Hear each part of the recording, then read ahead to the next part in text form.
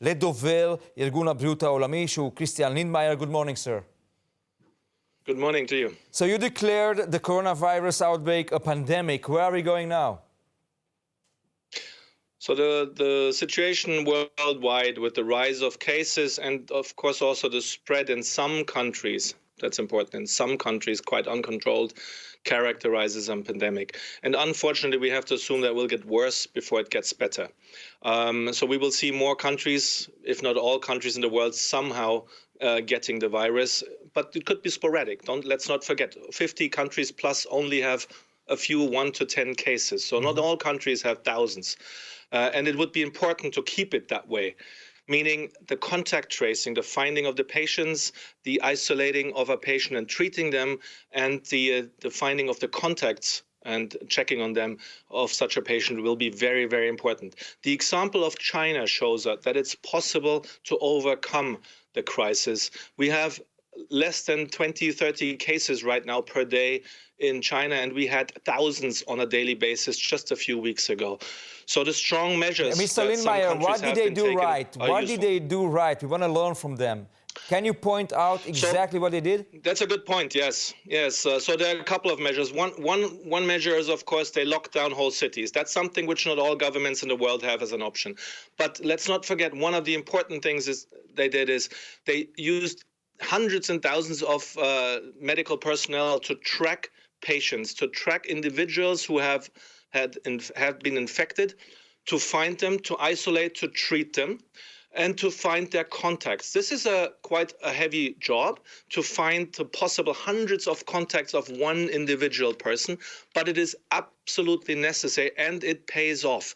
So these measures together and the behavior of the population to stick with the rules, to limit their personal moves, to practice social distancing, and to practice good hygiene. All these measures together worked out pretty well, as we can see right now.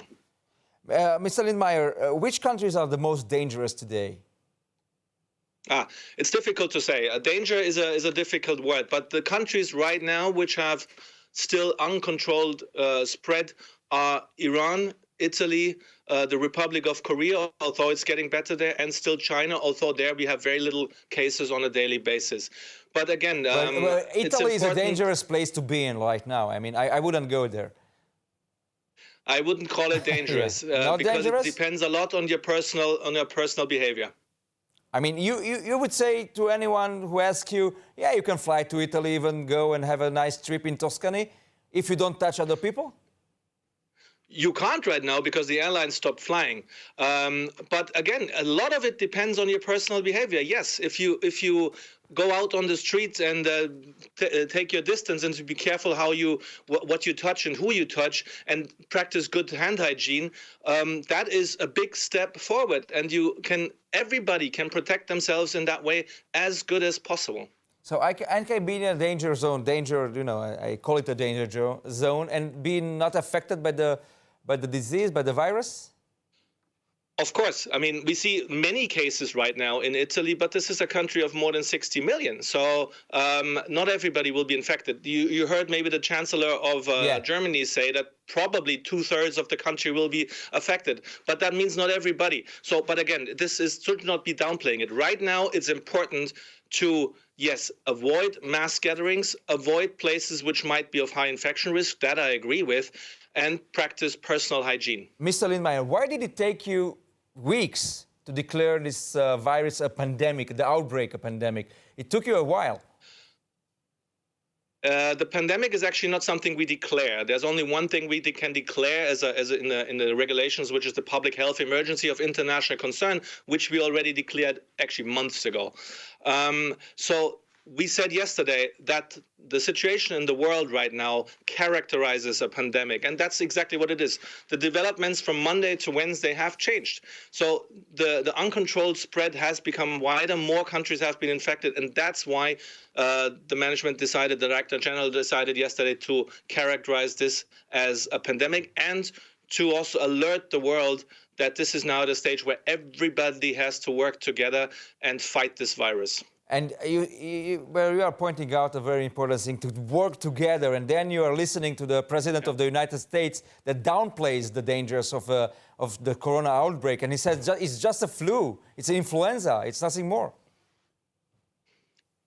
The coronavirus is definitely not just a flu. It behaves sometimes flu-like, that is true, but it has its own characteristics, which we still don't understand fully.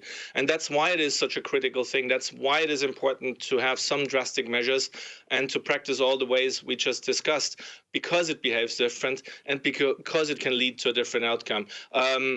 But protect yourself in a way as you would most likely against the flu. So that part is correct. But again, the world as a solidarity community has to work together to fight this. This is not a job for one country alone, for one region alone. This is all of us together. Okay, Mr. Lindmeier, I have some doctors here in the studio. They would like to ask you a question. Dr. Offer is the first one. Thank you.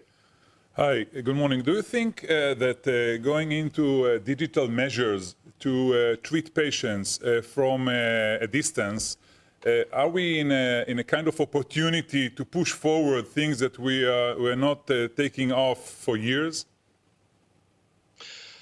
But the situation is something the world has not experienced yet. So the way forward is something which we are all experiencing new together. But definitely one way the recommendations are call your doctor before you go visit if you have only weak symptoms. So if you feel unwell, if you have a bit of a cough, if you have a high fever or a higher fever, call your doctor. Don't go immediately visit. And then discuss with the doctor what possibilities there are. Yes, online consulting, distance consulting might be a way for the mild cases. But of course, the moment you need treatment, the moment you need a pharmacy, you have to go out.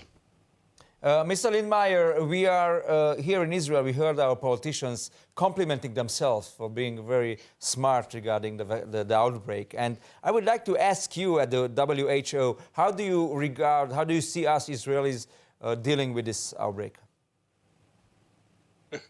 So WHO would never fully point fingers at anyone. So our rule is to discuss on a lower level.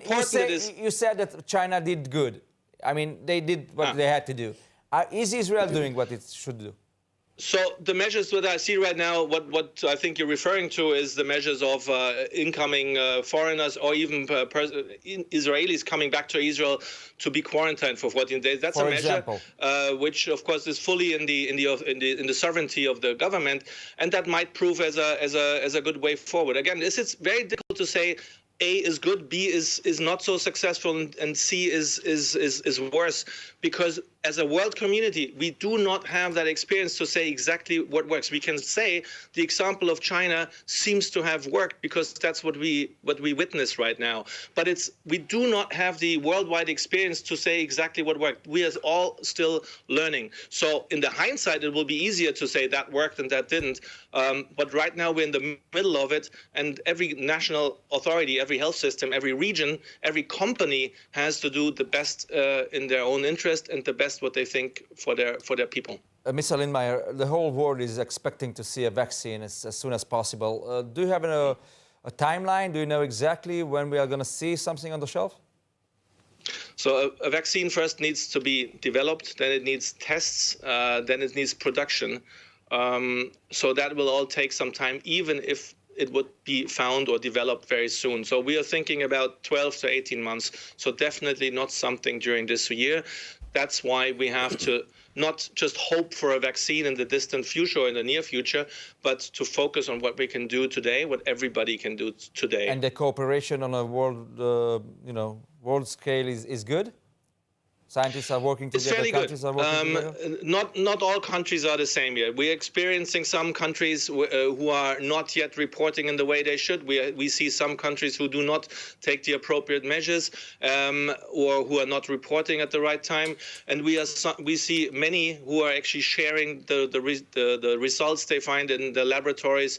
They share the science, which is important in order for the community to find the best treatment and the best vaccine as soon as possible against this virus. Now, Mr. Lindmeier, you are the spokesperson for WHO, the World Health Organization. There are countries in the world, like Russia, Turkey, that we didn't hear anything bad coming out from there. No sick people, no coronavirus outbreak. Do you know exactly what's happening in those countries? So again, in general, we do not have eyes on every country, and we rely a lot on the reporting, of course, from out of these countries. That's what the national authorities have to do. But it's safe to assume that if not now, in the very near future, all countries in the world will be affected. And that's what the national authorities have to prepare for. And that's what, as a world community, we have to prepare for.